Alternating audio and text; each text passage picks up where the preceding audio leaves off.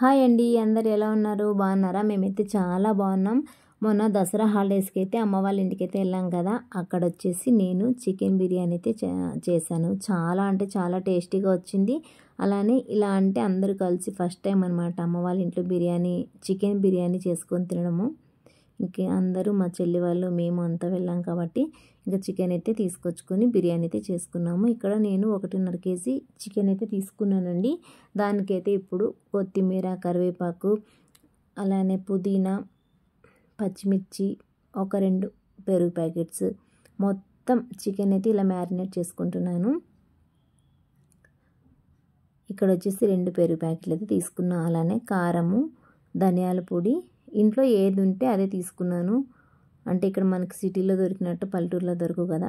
Present నా దగ్గర ఉండే వాటిని అయితే వేసుకున్నాను అనమాట. అల్లం వెల్లుల్లి పేస్ట్, పసుపు, ఉప్పు అంతా వేసి మొత్తం కొంచెం ఆయిల్ కూడా వేసి అంతా కలుపుకుంటున్నాను. చాలా బాగా అనిపించింది ఆ రోజు అంతా. అంటే టేస్ట్ కూడా సూపర్ వచ్చింది. మొత్తం అంతా ఒకసారి బాగా చేత్తో అంతా కలిపి ఒక 10 నిమిషాల పాటు పక్కన పెట్టేసుకుంటున్నాను. చికెన్ అనేది అలా కలుపుకొని పక్కన పెట్టేస్తే మంచిగా ముక్కకి అంటే మసాలా అనేది పడుతుంది. అలానే ముందుగానే ఫ్రై చేసిన ఆనియన్స్ కూడా వేసి ఇంకొకసారి కలిపి పక్కనైతే పెట్టేశాను. ఇప్పుడు ఇంకా కట్టెల పొయ్యి మీద అయితే చేస్తున్నాను కదా.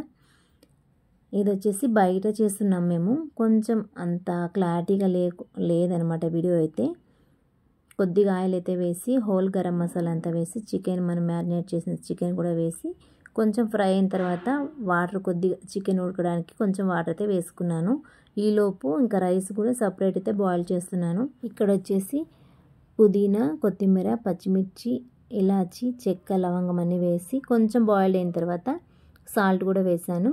అలానే మనం 1/2 అవర్ పాటు నానబెట్టుకున్న బాస్మతి రైస్ అయితే 1 కేజీ అయితే వేసుకున్నామండి.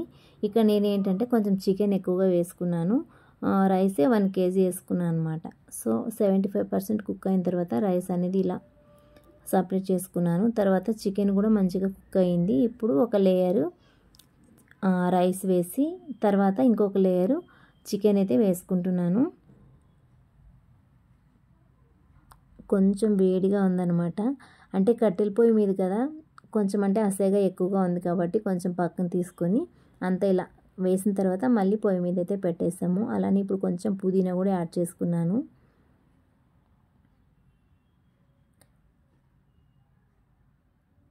తర్వాత మనం ముందుగానే వేపి పెట్టుకున్న ఫ్రైడ్ ఆనియన్స్ ఉంటాయి కదా, అవి కూడా వేసి కొంచెం నెయ్యి కూడా యాడ్ చేసుకుంటున్నాను.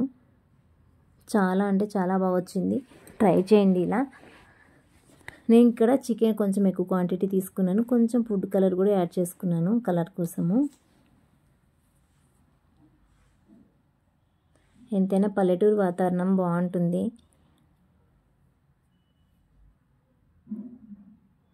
ఇలా కట్టెల పొయ్యి మీద చేసుకొని తినాలంటే చాలా ఇష్టం అనమాట. అందుకే ఇంక ఊరికి వెళ్ళాం కదా, ఇంకా అక్కడ ఎట్లనో కట్టెల పొయ్యి ఉంది కాబట్టి చేసుకొని తిన్నాము. ఇంకా ఇప్పుడు ఇలా అంతా వేసిన తర్వాత ఒక 10 నిమిషాల పాటు దమ్ముకైతే పెట్టేస్తున్నాను. ఇక నెయ్యి అయితే యాడ్ చేస్తున్నాను.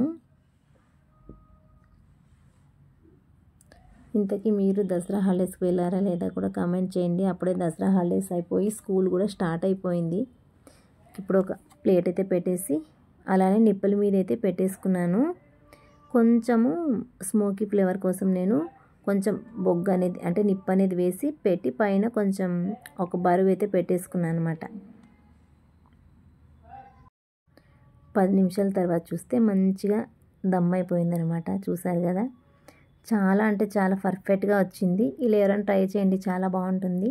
నాకు కొంచెం చికెన్ ఎక్కువ అనిపించింది అనమాట. అంటే నేను 1 కేజీ రైస్కి 1.5 కేజీ చికెన్ అయితే తీసుకున్నాను కదా, కొంచెం చికెన్ ఎక్కువ అనిపించింది. బట్ పర్లేదు, టేస్ట్ బాగుంది. ఇంక ఇవాళ వీడియో అయితే ఇదనమాట. నచ్చితే ఒక లైక్ చేయండి. మీరు ఎలా ఎంజాయ్ చేశారో కూడా కామెంట్ చేయండి. Simple and tasty chicken biryani అయితే రెడీ అయిపోయింది. మరొక మంచి వీడియోతో మేము ముందుకు వస్తాను. నా ఛానల్ నచ్చితే ఒక లైక్ చేయండి, అలానే సబ్స్క్రైబ్ చేసుకోండి. Bye bye.